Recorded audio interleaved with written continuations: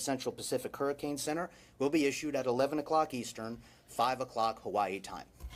All right. Thank you, Steve. Next up, we have from the United States Coast Guard, Admiral Austin, that we would like to bring up. And as I said yesterday, the Coast Guard plays a tremendous role in bolstering search and rescue capabilities. Also, they play a tremendous role in helping us to maintain access to waterway ports and a whole host of other things. So thank you, Admiral. Thank you, Administrator. Good morning, everyone. The Coast Guard's primary concern is still the safety of the people on Hawaii and Coast Guard members and their families. Any assets that were going to be flown into Hawaii prior to the storm have made it there. They are staged and ready to go as soon as it is safe to respond. We are also waiting for the storm to pass so that we can have the ports reconstituted. We can continue to do post-storm damage assessments, working with FEMA or other local partners as well as industry to help prioritize which vessels come into the port as soon as possible so that we can get resources flowing back in there. That's all I have. Thank you, Admiral. Next up from the Army Corps of Engineers, we have Ray Alexander with us today. As I said yesterday, the Army Corps of Engineers plays a tremendous role as well through the unified effort. Not only will they help with the emergency power mission, helping HECO, the private power industry that runs power on the island with emergency power, but they also help us to understand risk analysis when it comes to waterways, canals, dams, and bridges. So thank you, Ray. Thank you, sir. Good morning. Under both FEMA and Army Corps authorities, the Corps is fully engaged, prepared to respond as needed. Our Pacific Ocean Division leadership, they're headquartered on Oahu. They are forward. Our subject matter experts for temporary power, debris removal, infrastructure assessment, they are all forward, and they are working with state and FEMA responders to coordinate and anticipate needs and assist in the planning efforts. Under FEMA mission assignment, we've already deployed temporary emergency power, debris, and infrastructure assessment subject matter experts and planning and response teams. They're on Oahu, they're on Kauai. We also have deployed a debris removal team forward and subject matter experts. And then finally, we're integrated fully with Coast Guard and NOAA to ensure that federal channels are quickly surveyed and opened. Yesterday, we were asked a question about the Alawai Canal in Waikiki. This is a state-controlled waterway. It is not an active flood risk management project. We did receive recently $345 million with emergency supplemental last summer to initiate a flood risk management project. Design will actually begin this fall, construction beginning in 2020, and the project is expected to be complete in 2023. It's a combination of multiple detention and water debris retention basins, as well as a flood wall, pumping station, flood warning system, but that is not in place. The canal has flooded in the past, and I believe it's safe to say, based upon the forecasted rainfall, it will likely flood again, but the impacts of which we are not prepared to say at this time. Thank you. Thank you, Ray. Yes, sir.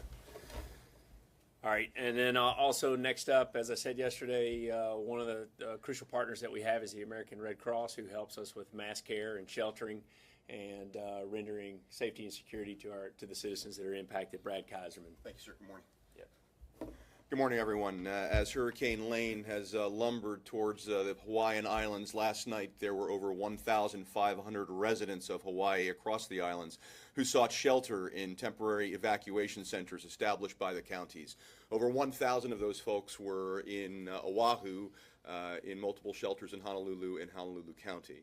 I expect to see additional shelters that may open today, centers that may open today, and I definitely expect to see an increase in population as the storm continues to approach. There are over 500 Red Cross volunteers across the islands working today. Nearly 250 of them are event-based volunteers. That's people who raised their hand and said, I haven't been affiliated with a volunteer organization before, but I'd like to help now. And so they have all been processed in. We continue to have a need for volunteers on the island, and people can do that by going to 1-800-RED-CROSS or by going online to redcross.org. But for now, we have adequate forces on the island, and we're working with our partners, the Salvation Army, who continue to do disaster feeding across the island. We'll keep you posted. All right. Thank you, sir. Thank you.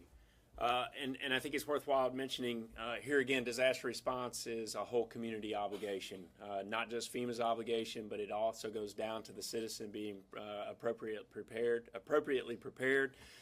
So if you're looking to get involved, and here again, it's been incredibly, it's a critical component of the whole community, neighbor helping neighbor. If you're looking to get involved, we would ask you to also visit nvoad.org, nvoad.org. So with that, we'll stop and take any questions you may have. Yes, ma'am. Real quick question. We're looking at what's going on at the agriculture system in the state. We're wondering if anything has been said about how farmers are preparing, what crops might be affected, anything along those lines? Jeff, I don't have anything on agriculture at this point. This is Jeff Byard, Office of Response and Recovery Director for FEMA. Our current priorities, as the administrator laid out, are life-saving, life-sustaining, the food, water, sheltering, and then safety and security. Obviously, we want all to be prepared, both in the business sector and in the agricultural sector. However, that's our primary focus. We do have USDA, with us, one of our emergency support function partners. So we will check with the appropriate agency on that. But however, we want to focus our efforts on saving lives and then making sure that we have adequate food, water, and sheltering. And then as we go post-storm, we'll start doing the assessments in that sense. Thank you, Jeff. Yes. Next question.